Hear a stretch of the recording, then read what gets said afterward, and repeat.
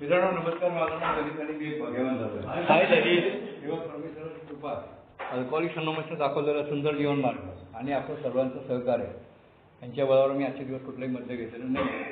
1988 पासूनचा नंतरचा जो काय प्रवास आहे तो माझ्या चांगल्या आठवणीत आहे. बऱ्यापैकी 4 जुलै 1976ला पुण्यामध्ये मीटिंग सुरू झाली. आता नाव काढलं बिकिनी सिल्वेस्टर. मित्रांनो सिल्वेस्टर पुण्यामध्ये आला 74 साल. तो मुंबईवरून आला होता आणि काहीतरी मला वाटतं 3 का 4 वर्ष सोबतच होता. पुण्यामध्ये उदरनिर्वाहासाठी आला होता. त्याची सिस्टर इथं राहायची बहीण आणि पुण्यामध्ये काही काम धंदा करायचा आणि मीटिंग सुरू करायची या उद्देशाने तो इथं आला होता. मित्रांनो 74 ते 76 साधारण 2 वर्ष सिल्वेस्टरनी अथक प्रयत्न केले. अथक म्हणजे 12 कॉल त्यांनी जितके केले ना त्याची काही म्हणजे शब्द नाही आपल्याला. नेहमी तो परमेश्वराला विनवणी करायचा की मला एक बेवडा मिळून द्या आणि मी मीटिंग सुरू करतो. त्याच्याकडे सायकल असायची. तसा तो म्हणजे फायनान्शियली एवढा स्ट्रॉंग नव्हता. त्याच्याकडे सायकल असायची. सिल्वेस्टर आणि माझं जे आहे ना मित्रांनो संबंध ते बऱ्यापैकी चांगले होते. क्लोज होते मित्रांनो. स्वतःला फार भाग्यवान समजतो मी ह्या गोष्टी. 74 ते 76 त्यांनी अथक प्रयत्न केले मित्रांनो. म्हणजे दिवसाला कमीत कमी 1-2 कॉल तरी तो करायचा आणि परमेश्वराला सिल्वेस्टर मला आठवते मित्रांनो. सिल्वेस्टर एकदा माझ्या घरी आला होता जेवायला. त्याच्या माझ्या प्रॉपर्टीच्या दिवशी मी त्याला जेवायला बोललो आणि त्यांनी फार भावूक होऊन फार म्हणजे त्याला काय म्हणतो इमोशनल होऊन त्यांनी सांगितलं होतं की ललित भाई काय बोलू. तो रडायचा मित्रांनो. परमेश्वराकडे प्रार्थना करायची परमेश्वरा मला एक मेंबर तू इथं पाठव मी इथं मीटिंग सुरू करतो की जेणेकरून मला दारूपासून लांब राहायला. मित्रांनो 1.5 ते 2 वर्ष टॉलरन्स पेशन्स संयम काय असतं हे त्या माणसाकडून शिकावं मित्रांनो.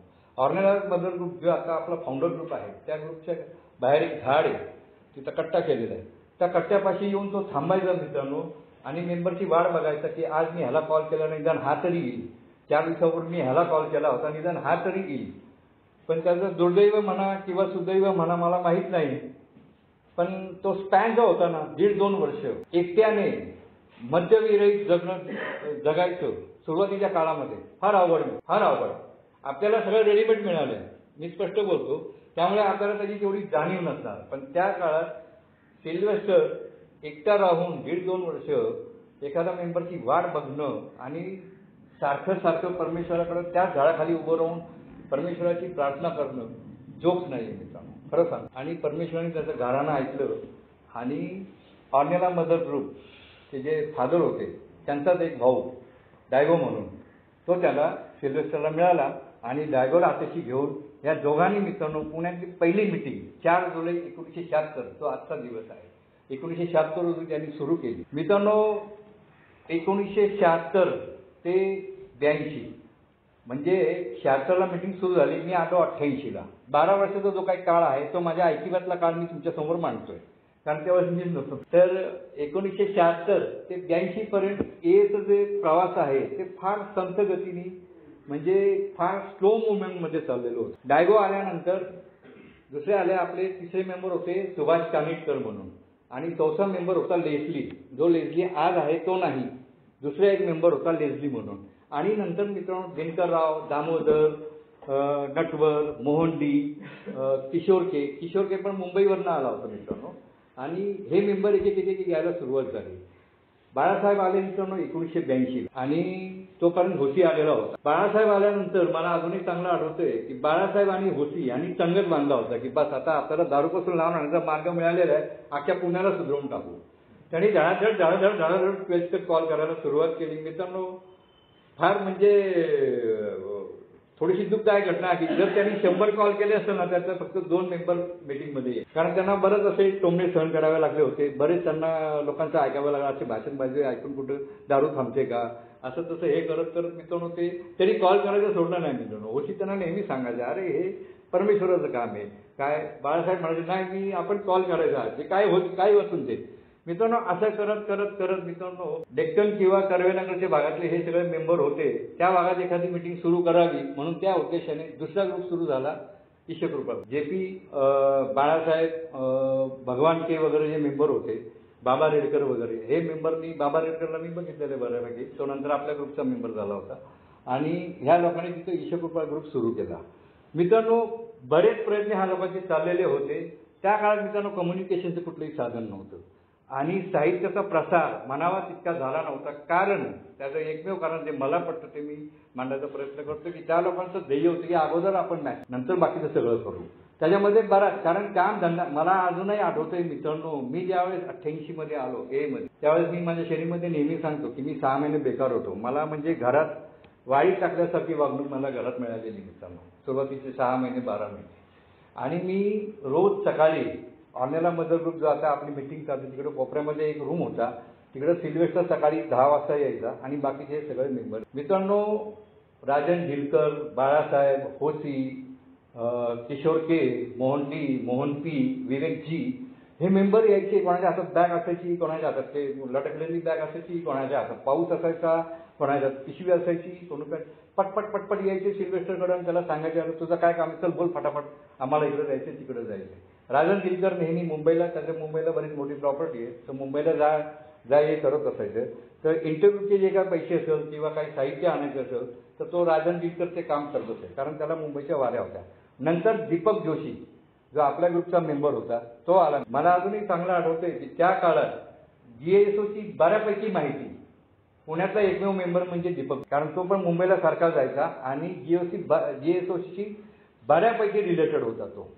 त्याच्या आठवड्याला जवळजवळ एक दिवस म्हणून एक दिवस तो मुंबईला. हाच दीपक नंतर दीपक आणि प्रकाश म्हणून एक मेंबर होता ईशकृपामध्ये. मी त्यावेळेस मुंबईला होतो. त्यांचं काय झालं माहीत नाही, कुठल्या तरी गोष्टीवर भांडण झालं आणि दीपक तिथनं स्लिप झाला आणि तो जो स्लिप झाला तो जाऊस तोवर मित्र म्हणजे ज्यावेळेस गेला तर तो फार येडाच झाला होता. म्हणजे हे सगळ्यांना माहिती आहे. म्हणजे दीपक जोशीला बऱ्यापैकी लोक ओळखत असतात तिकडं.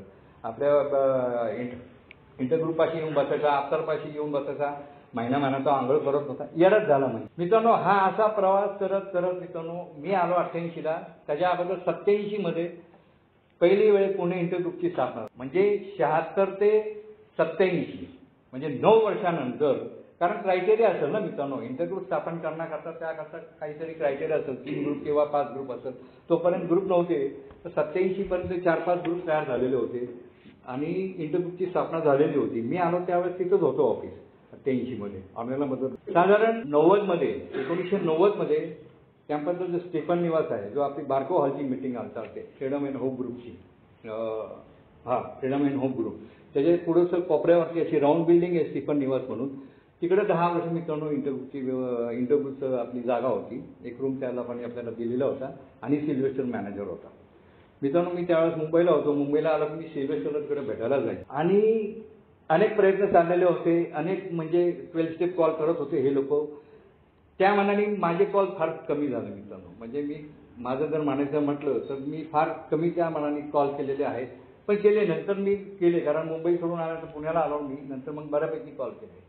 आणि मित्रांनो 1990 साली इंटरग्रुप तिथं स्थापन झालं आणि पहिली बॉडी जी होती त्या पहिल्या बॉडीमध्ये चेअरमनला करण्यात आलं होतं. चेअरमन या पदावरती घेण्यात आलं सिल्वेस्टर. आणि मला कोणतरी सांगितलं होतं की सिल्वेस्टरनी फार गळ घातली होती की मला चेअरमन करू नका तुम्ही, कारण तो फार हा होता म्हणजे कृतज्ञता आणि त्याने भरलेला होता तो म्हटला मला ही कुठली पोस्ट नको, खरं तर मला मी काम करेल, पण तो त्याला ह्या लोकांनी जबरदस्ती बसवला.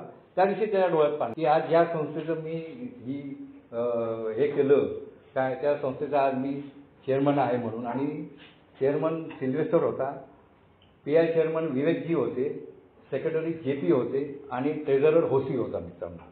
ही पहिली बॉडी पुण्यातली मित्रांनो, हे मला जे चांगलं आठवलं. आणि नंतर 1990 नंतर 10 वर्ष तिकडं इंटरग्रुप होता मित्रांनो. आणि सन 2000 मध्ये आता जे ऑफिस आहे तिथं आपलं ऑफिस आलं. ह्याच्यामध्ये फार मोठा सहभाग आपल्याच ग्रुपचा मेंबर विजय जोशी ईशकृपाचा होता नाही का, पण विजय जोशी ईशकृपा ग्रुपचा मेंबर होता. आणि प्रदीप चित्रे हे आपल्या ग्रुपचे. प्रदीप चित्रे फार वेगळं व्यक्तिमत्व, म्हणजे फार वेगळं, म्हणजे अथक काम करणारा मध्ये दुनियाभरचे त्यांनी 12 स्टेप कॉल केलेले, नवागताशी आत्मीयतेने बोलणारा, एचं कुठलाही काम असेल तर अर्ध्या रात्री तो तयार असणारा माणूस. तर ह्या दोघांनी आणि त्या काळातले पोलीस आयुक्त रत्नाकर गायकवाड हे होते, त्यांच्या सहकार्याने आपल्याला ही जागा, बरोबर आहे का, रत्नाकर गायकवाड त्यांच्या सहकार्याने ही आपल्याला जागा. कोण होते ते? म्युन्सिपल कमिशनर कोणतरी होते ते मोठ्या पदावर. आणि त्यांच्या सहकार्याने मित्रांनो आपल्याला इंटरग्रुपची आत्ताची जी जागा आहे ती मिळाली. त्याच्यानंतर आज 24 वर्ष झाले इंटरग्रुप तिथं आहे. मित्रांनो, आज आपण हा जो प्रवास जो आहे, मी आलो त्यावेळेस फक्त पुण्यामध्ये 6 ग्रुप होते. पहिला ग्रुप फाउंडर ग्रुप, ऑनला मदर ग्रुप, दुसरा ग्रुप ईशकृपा ग्रुप. त्या ग्रुपमध्ये ईशकृपा ग्रुपमध्ये मनोहर गोळे, प्रदीप चित्रे, बाबा रेडकर, विजय जोशी हे तिकडे जायचे. कारण एक तर हिथं मीटिंग होती किंवा डायरेक्ट तिकडे होती. तर गावात एक मीटिंग पाहिजे म्हणून एक मीटिंग स्थापन करण्यात आली, म्हणजे आपला ग्रुप मुक्तानंद ग्रुप 3rd नंबरचा. त्यानंतर 4था ग्रुप सुरू झाला, फ्रीडम अँड होप ग्रुप, जी युनिव्हर्सिटी चौकात आहे.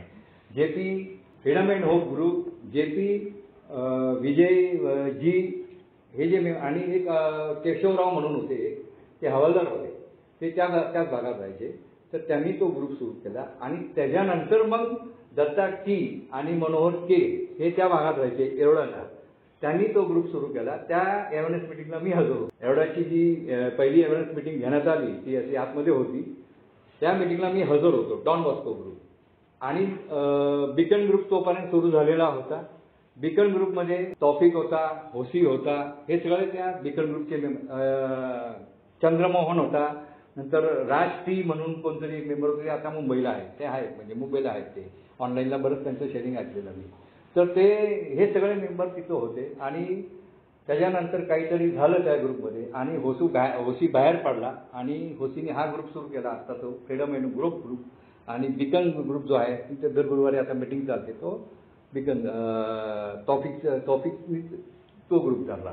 मित्रांनो, ह्या प्रत्येक तुम्ही जर इतिहास जर काढून वाचला असेल ना मित्रांनो, किंवा इतिहासाबद्दल जाणून घ्यायचं म्हटलं ना, तर एचा प्रसार हा आपल्या आपापच्या रणजितमुळे देखील ग्रुप तयार होत गेले. बघा तुम्ही जर मॅक्सिमम ग्रुप किंवा आता मगाशी मी सांगितलं की ऑनलाईन मधला ग्रुप इकडे होता आणि मीटिंग डायरेक्ट इकडे होती डेक्कनला. तर जवळपास कुठेतरी मीटिंग पाहिजे म्हणून हा ग्रुप स्थापन करण्यात आला. ह्या कारणाने दुसऱ्या मीटिंग सुरू झालेल्या आहेत. पण त्यात जर कारणं शोधली आपण की याचे एवढे जे काही ग्रुप झालेले आहेत, तर त्याच्यामध्ये बऱ्यापैकी ग्रुप्स असे झालेले आहेत की आपापसामध्ये वाद निर्माण झाले आणि त्यातनं एक ग्रुप बाहेर पडला, त्यांनी खुर्ची फुटली आणि तसंच व्हायला पाहिजे. खरं सांगू का मित्रांनो, तसंच व्हायला पाहिजे. फक्त एवढंच आहे की राजी खुशीने आपण वेगळं व्हायला पाहिजे. कारण ग्रुपचा पण एक क्रायटेरिया आहे की 30च्या वर मेंबर जर झाले तर त्या ग्रुपचे 2 ग्रुप व्हायला. 30 मेंबरच्या संख्येच्या वर जर मेंबरशिप वाढली किंवा 40 मेंबर झाले, कदाचित बरोबर आहे, 40 किंवा 45 मेंबर झाले तर ग्रुप संख्या दुसरा ग्रुप स्थापन व्हायला पाहिजे. त्याचं कारण असं आहे की आपण बेवडे आहेत मित्रांनो, आपण सगळेजण बेवडे आहेत. भले आपण कार्यक्रमावर असतो, सगळेजण आपण कार्यक्रमावर असतो, कोणी थोडं असतं, कोणी जास्ती असतो, कोणी एकदम जास्ती असतो, पण तरी आपण एकमेकांशी भांडत राहणारच आहे मित्रांनो. मी नवीन होतो आणि एक अनुभव सांगतो माझा पर्सनल. मी नवीन होतो, मला काहीतरी 6 महिने झाले होते. प्रचंड भावनिक अवस्थेमध्ये होतो, डिप्रेशनमध्ये होतो.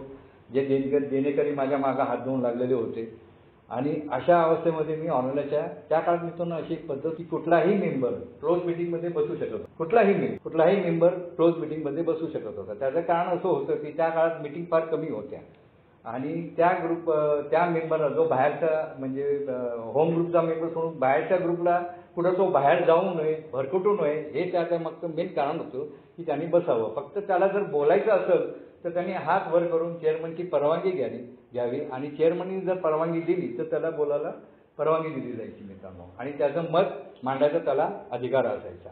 ही त्यावेळेची पद्धत. आणि मी नवीन होतो, 6 महिने झालेले होते आणि त्या साईडच्या एका ग्रुपमध्ये बऱ्यापैकी सोबत झालेले 2 मेंबर त्यांच्या क्लोज मिटिंगमध्ये मी बसलेलो होतो आणि 2 मेंबरचं भांडण इतकं जोरात झालं. दोन्ही एकाच ग्रुपचे भांडण फक्त ₹1 होतं मित्रांनो.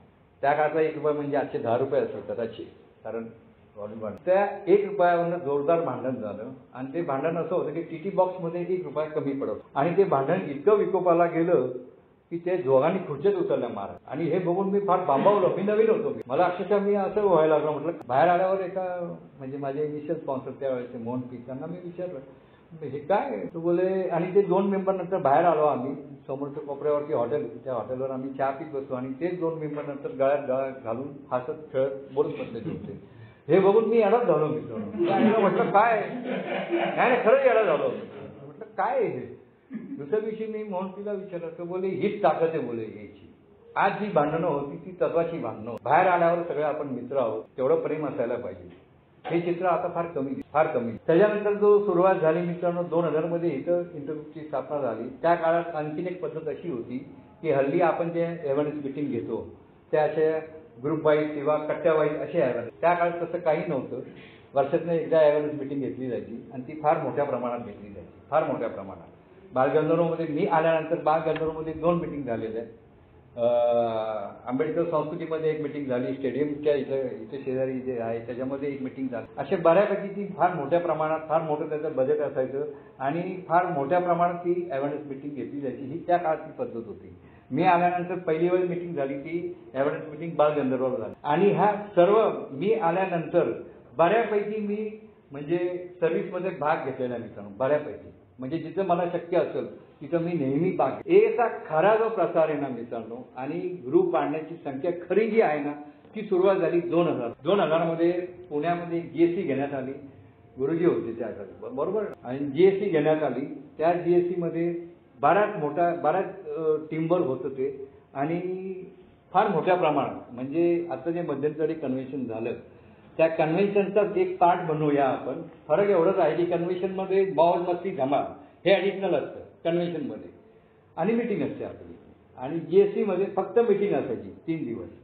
तर त्या मीटिंगमध्ये, त्या कन्व्हेन्शनमध्ये 3-4 हॉटेलं बुक केली होती, 2-3 हॉल घेतले गेले होते आणि बऱ्यापैकी म्हणजे फार असं काय त्याला म्हणतात आलिशान असं काहीतरी नाही का वेगळं वातावरण, भव्य दिव्य असं ती घेण्यात आली होती ती GSC.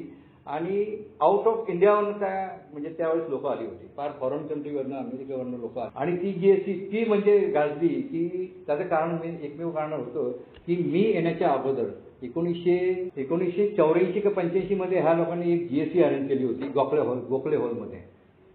हॉलमध्ये लक्ष्मी रोडला. आणि ती GSC पूर्णपणे फ्लॉप झाली होती, पूर्णपणे. तिकडे लाईट नव्हती, फॅन नव्हते, पाण्याची बोंबाबोंब होती, टॉयलेटला गेलं तर टम्बलर नव्हतं, चपाती आहे तर डाळ नव्हतं, भात आहे तर डाळ नव्हतं, असं काहीतरी ते वेगळं झाली होती ती. आणि ती त्याच्यामध्ये पुण्याचं नाव म्हणजे फार वाईट झालं होतं, फार असं की बाबा हे फार डेंजर झालं होतं काम.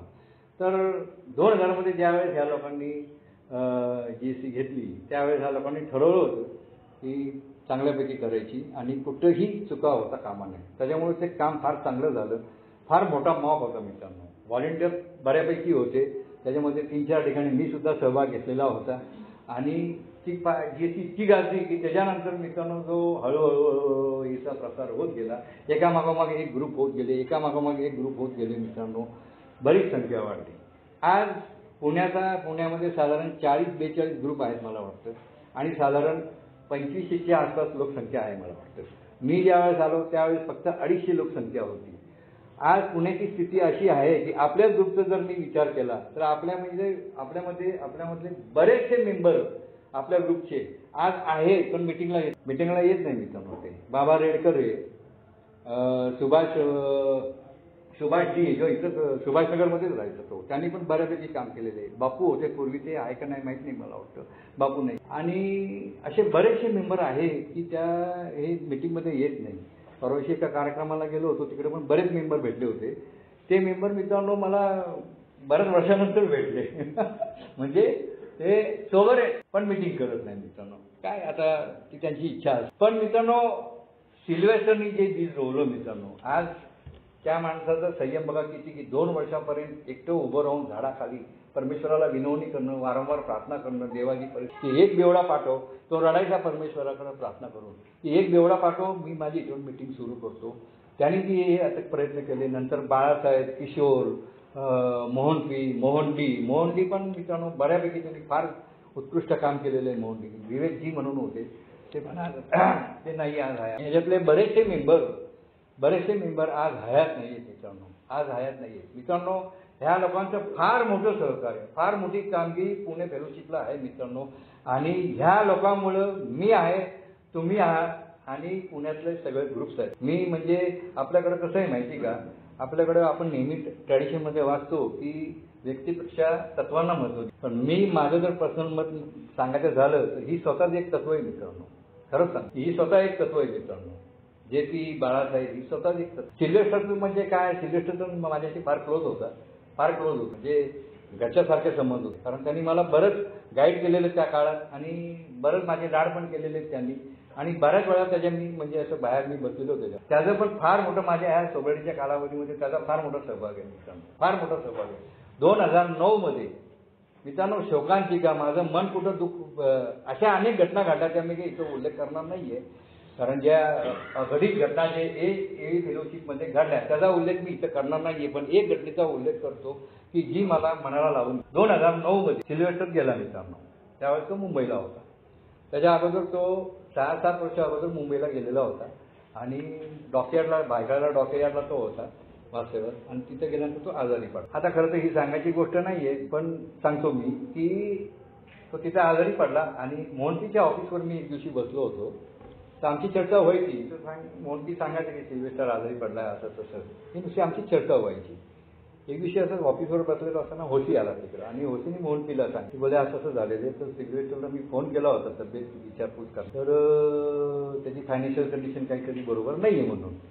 तर मोहंतीने त्याला काय घ्यायचं ते दिले, मी पण दिले. आणि होसी म्हटला, बोले अजून कोणाकडनं अपेक्षा आहे का रे आपल्याला. तर मी होसीला काय सांगितलं, म्हणजे एक काम, ह्या बाजूचे सगळे जेवढे माझे जवळचे मित्र आहेत कलिग, खरं तर हे यायला अपेक्षित नाही आहे, पण हे ग्रॅटिट्यूड म्हणून मी सांगत आहे. ह्यासाठी जेवढे मी मेंबर आहेत, जे माझ्या टचिंगमध्ये आहेत, ज्यांच्याशी माझी वेवळी जमलेली आहे, त्यांच्याकडे मी मागल. दिले तर ठीक, नाही दिले तरी ठीक. हे आपलं तत्वच आहे हे मधलं. दिले तर ठीक, नाही दिले तरी ठीक. आणि ओसीला म्हटलं तुम्ही ती बघा. मित्रांनो, 17 का 17,500 रुपये जमा झाले होते असे सगळे म्हणून, आणि ते आम्ही तिथं पाठवले. आणि ज्या दिवशी सिल्व्हेस्टर आला, मला वाटतं 29 जानेवारी 2009ला सिल्व्हेस्टर गेला. मला वाटतं 29 जानेवारी का 9 जानेवारी, 9चा आकडा फिक्स आहे, 9 जानेवारी किंवा 29 जानेवारी 2009 मध्ये मुंबईवरून फोन आला की सिल्व्हेस्टर गेला म्हणून. मित्रांनो, ज्या सिल्व्हेस्टरनी पुण्यामध्ये बीज रोवलं, ज्या सिल्व्हेस्टरमुळे 40 ग्रुप तयार झालेली आहेत, ज्या सिल्व्हेस्टरमुळे आज आपण 25ची संख्या गाठवू शकलेलो आहे, त्या सिल्व्हेस्टरच्या क्रियाक्रमला पुण्याहून फक्त 6 मेंबर होते मित्रांनो. ते मला फार दिसं लागून गेलं होतं की ज्या मेंबरनी आता म्हणजे हिशोबाच्या बाहेर प्रयत्न करून पुण्यामध्ये हे बीज रोवलं. आज त्याच्यामुळे हे बघा, सिल्व्हेस्टर नसतं तर आणखी कोणी असतात, तो भाग वेगळा आहे, पण निमित्त मात्र सिल्व्हेस्टर आहे ना, कोणीतरी तर निमित्त आहेच ना मित्रांनो. आपण इथं नेहमी शेअरिंगमध्ये सांगतो की जे काय इथं घडणार आहे फेलोशिपमध्ये, परमेश्वर आपला बेस आहे. ह्या फेलोशिपचा मेन बेसच परमेश्वर. जे काय घडणार आहे ते परमेश्वरमुळे घडणार. हे जे काय झालेलं आहे ह्याच्यामध्ये परमेश्वराचा फार मोठा हात आहे मित्रांनो. पण मात्र निमित्त सिल्व्हेस्टर आहे ना मित्रांनो, तर त्याच्याबद्दल आपण ग्रॅटिट्यूड नक्कीच राहायला पाहिजे. त्याचे राहायला पाहिजे. आपले जे ओल्ड टायमर आहेत, ज्यांनी पुण्यामध्ये फार काम केलेलं आहे, त्यांचे आपण आभार मानायला पाहिजे. त्याचबरोबर पुण्यामध्ये फक्त ह्या ओल्ड टायमर्सच नाही, तर बाहेरचे जे वेल विशर्स आहेत, police department, medical association, hospital, आज बऱ्यापैकी पुण्यामध्ये हॉस्पिटल्समध्ये सुद्धा मीटिंग चालतात.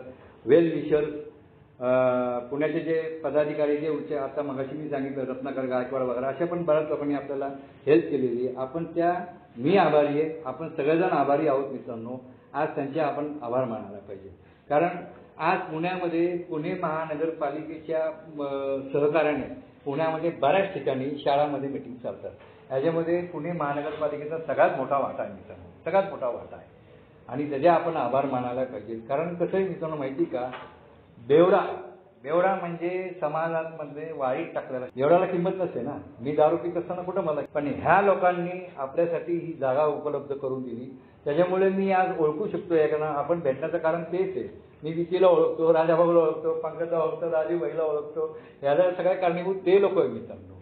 ते यांचं फार मोठं सहकार्य आहे. यांचे आपण आज कृतज्ञ राहायला पाहिजे, आभारी राहायला पाहिजे.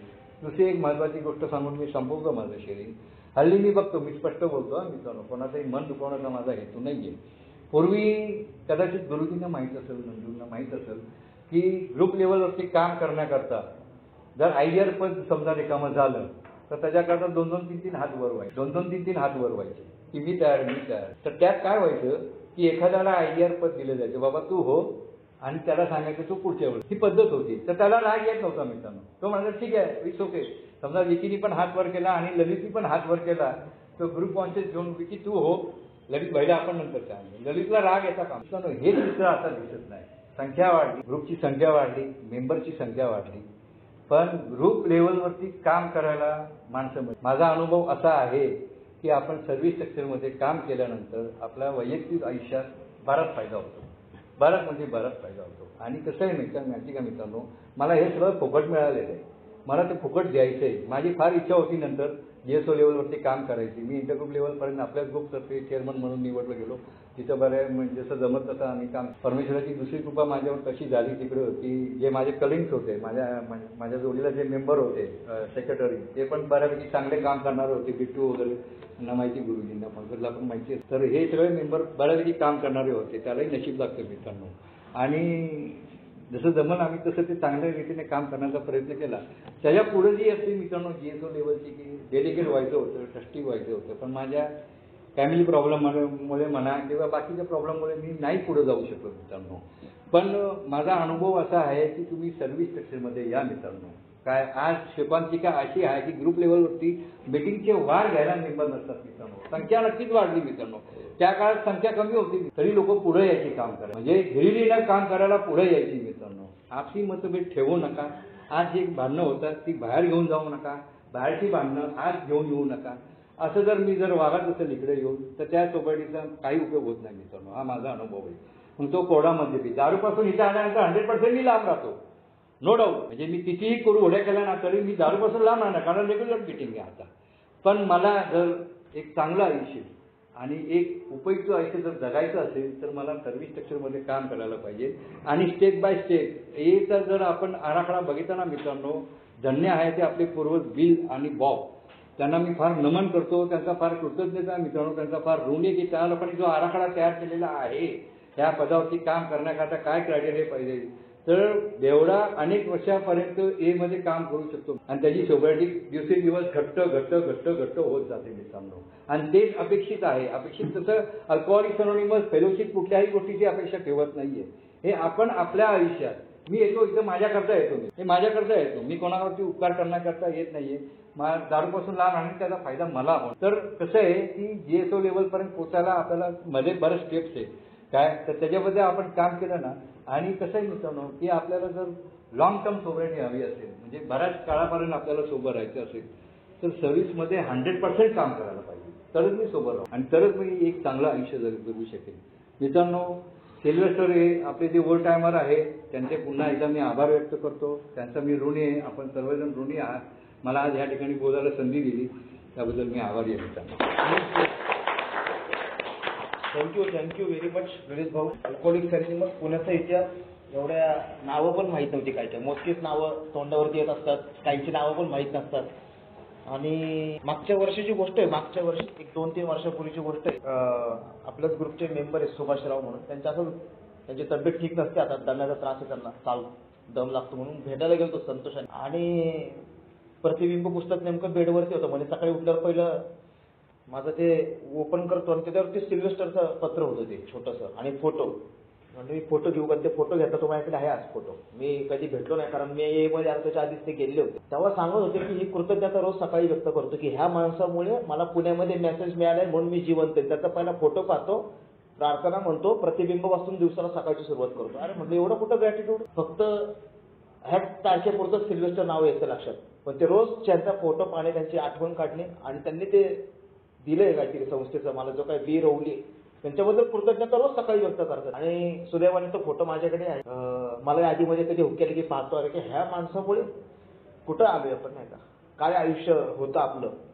ह्यांनी जर का कष्ट नसते घेतले, जसं आता भाऊने सांगितले की त्यांनी कष्ट नसते घेतले, 2 वर्ष पेशन्स नसते ठेवले, म्हणजे असे जाऊ दे तो कोणच येत नाही, मी माझं बघतो, जातो मी मुंबईला. अरे बापरे, आज आपण कुठं असतो. तो प्रश्न पडतो की अरे मला परमेश्वराने संधी दिली, आज माझे पेशन्स का संपतात, मी एखाद्याचा का फॉलो घेताना त्रास होतो, मला का कंटाळा येतो मला एखाद्या, अरे काय सांगून कंटाळा आलाय, सारखा स्लिप होते, मग मी त्याला उभं राहण्यासाठी मदत का करत. आम्ही फक्त टोकन टू टोकनच येतो, मीटिंग मध्ये बसतो आणि झाली माझी मीटिंग. आता बस परमेश्वराचे आभार मानलेत, तुमच्या सगळ्यांचा आभार. डायरेक्ट पुढच्या वर्षी टोकनला डायरेक्ट ग्रुपला सेक्रेटरी आयटीआरला फोन करून सांगितलं जातं की मला माझे एवढे वर्ष येतात, माझं टोकन मला जे मिळालं नाही मला ते द्यावं लागेल कुठल्या तरी पद्धतीने. आणि ते ताकद मित्रांनो फेलोशिपची छोट्या गोष्टी शिकवल्या, त्याची जाणीव करून दिली की ज्याप्रमाणे मला मिळाल्यात काही गोष्टी त्या मला द्यावे लागतात. भारी वाटतं मित्रांनो की काही नावं ऐकायला मिळतात. प्रदीपसी झाले, मामाजी झाले, जावा हे बरेच मेंबर की यांना भेटायची इच्छा होती, म्हणजे की हे कोण असतील हे व्यक्तिमत्व, यांच्याबद्दल एवढं ऐकलं जातं नाही का, काय असतील यांचं,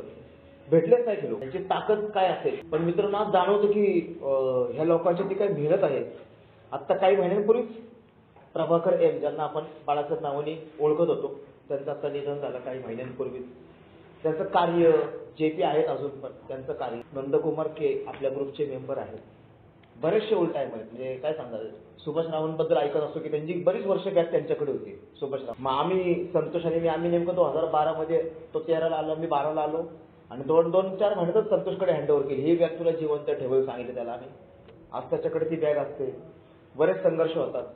एक एक कोण ना कोणतरी असतं डेडिकेटेड, जबरदस्त. ते कळत नाही बरं का, कोणीतरी दिलेलं असतं, कोणीतरी ग्रुपसाठी खूप काहीतरी करत असतं ना, त्याच्यामुळे ते ताकद मिळतं. प्रेरणा समोरचे आता मकरंद काका गेले, काय नाही वाटत पण नाही गेलेत म्हणून, विश्वासच बसत नाही. असं कसं काय होऊ शकतं? कष्ट आहेत, प्रत्येकाचे कष्ट आहेत ग्रुप टिकवण्यासाठी. सोपं नाही आहे ग्रुप टिकवण्यासाठी, काय मेहनत घ्यावी लागते. त्याच्यामुळे भीती वाटते, एक चूक मागत पडू शकते ग्रुप जाण्याची. म्हणजे हो, एक वर्ग जायला एक चूक मागत पडू शकते. आता कोणी दुसरी सिगरेट जरी पेटवली ना, लगेच कॅच, उद्या लगेच म्हणते घेऊ नका. इतकी काळजी घ्यावी लागणार आपल्याला. त्यामुळे इतके कष्ट घेतच ह्या लोकांनी हे स्थापन करताना आणि ह्या सगळ्या गोष्टींचं.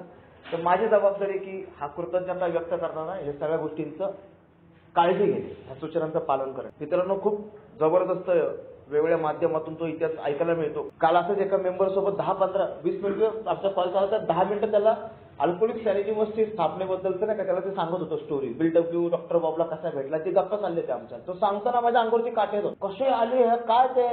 हा खतरनाक माणूस डॉक्टर बॉब, मला वेळ नाही, 15 मिनिटाच्या वर भेटणार नाही, अर्ध्या तासाच्या वरती बोलणार नाही म्हणणार. ज्यावेळेस मीटिंग ठरली, ती मीटिंग ठरल्यानंतर ती 5-5.5 तास चालली एप्रिलमध्ये, आणि थांबले ते 10 जूनला शेवटची दारू पिले. ते 10 जून 1935 साली शेवटची दारू पिले, कारण त्यांना ऑपरेशन करायचं होतं आणि ते ऑपरेशन करू शकत नव्हते. बिलच म्हटलं, पी बिअर बाबा आणि जा त्या ऑपरेशनला.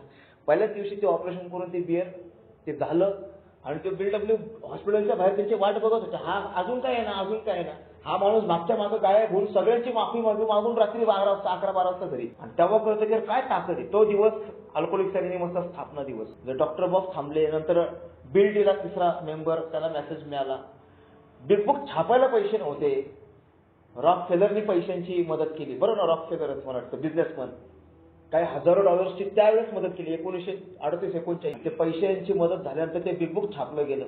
त्याचं भाषांतर वेगवेगळ्या भाषांमध्ये झालं. आज आपल्यापर्यंत मराठी भाषेमध्ये बिग बुक उपलब्ध आहे. आता ते फक्त मला उघडायचं, वाचायचं, मार्गदर्शक घेऊन मदत घ्यायची. हीच त्यांना खरी श्रद्धांजली आहे. लोकांनी ज्यांनी उभं केलं नाही, त्यांना त्यांची एकच इच्छा होती की ह्याचा जीव वाचावा, त्याचा जीव वाचावा. तळमळ. असो मित्रांनो, जास्त वेळ घेणार नाही. पुढचा विषय पण खूप छान आहे आपला.